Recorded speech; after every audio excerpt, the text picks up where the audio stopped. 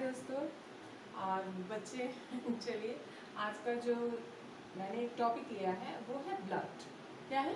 Blood. ये class 8 हो या 7 हो या 9 हो या 10, 11, 12 या नीट हो या जॉइंट हो, जिस एग्ज़ाम में भी देखिए ये टॉपिक ज़रूर रहता है। ठीक है, ब्लड ये हर कोई जानता है इन जनरल वे से कि ब्लड जो होता है ये एक फ्लूइड है। ओके, ये क्या है? फ्लूइड है। बट कैसा फ्लूइड है? तो इसे बहुत सारे साइंटिस्टों ने खोज भी किया, डिस्कवर भी हुआ, वो मैं नेक्स्ट वीडियो में आप लोगों को बताऊंगी। आज मैं जस्ट इंट्रोडक्शन दे रही हूँ। ओके, ब्लड को कहा जाता है कि एक कनेक्टिव टिश्यू है।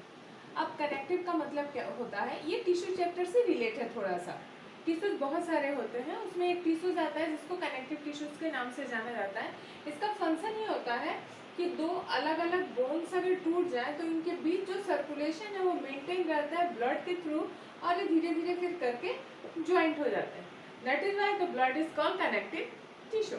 ओके, इसका जो पीएच होता है, पीएच ये क्या है? एक तरह का स्केल होता है जिससे हम किसी भी लिक्विड का नाप सकते हैं कि उसका नेचर कैसा है, एसिडिक है या अल्कलाइन है। ओके, अल्कलाइन है तो याद रखिएगा कि जब 7 आता है उस स्केल पे reading, that is the called neutral. उसका कोई स्वाद नहीं रह जाता है, ना तो खट्टा लगता है ना तो क्षारीय लगता है। हिंदी में अल्कलाइन को क्षार कहते हैं और एसिड को अम्ल कहते हैं। लेकिन 7 जब आएगा तो ये दोनों ही नेचर इसमें नहीं रहता। लेकिन ब्लड का देखा गया है कि 7 से ज़्यादा होता है, जिसके कारण इसका नेचर कैसा हो जाता है? अल्कलाइन। ओके, अब आ जाइए कि कलर कैसा होता है ब्लड का। हमेशा याद रखिएगा कि ब्लड जब हम आगे पढ़ेंगे तो एक को हम कहते हैं ऑक्सीजनेटेड ब्लड और एक को कहते हैं डीऑक्सीजनेटेड। इसका कारण क्या है कि जब ब्लड लंग्स से O2 से पूरा ब्लड प्यूरिफाइड हो जाता है, उसमें जाके ऐड होता है, that blood is called oxygenated. उसका कलर तब कैसा रहता है? ब्राइट रेड रहता है। ओके, और जब वो डीऑक्सीजनेटेड हो जाता है, दैट मीन्स इसके संग क्या आ गया है? CO2। रेस्पिरेशन का पूरा प्रोसेस पूरा हो गया है, पूरे बॉडी में सेल्स ने कर लिया। अब वो ब्लड रिटर्न होके कहाँ आता है? लंग्स और हार्ट में।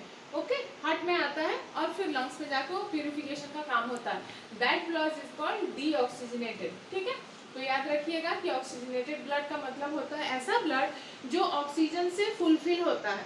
ठीक है, और डीऑक्सीजनेटेड ब्लड का मतलब होता है ऐसा ब्लड जिसमें CO2 कंबाइन रहता है। तो इन दोनों के कलर में थोड़ा सा अंतर आता है, इसलिए मैंने यहाँ लिख रखा है कि ब्राइट रेड कौन होता है? ऑक्सीजनेटेड, और पर्पल कलर मतलब हल्के पर्पल कलर का हो जाता है, that is the deoxygenated blood.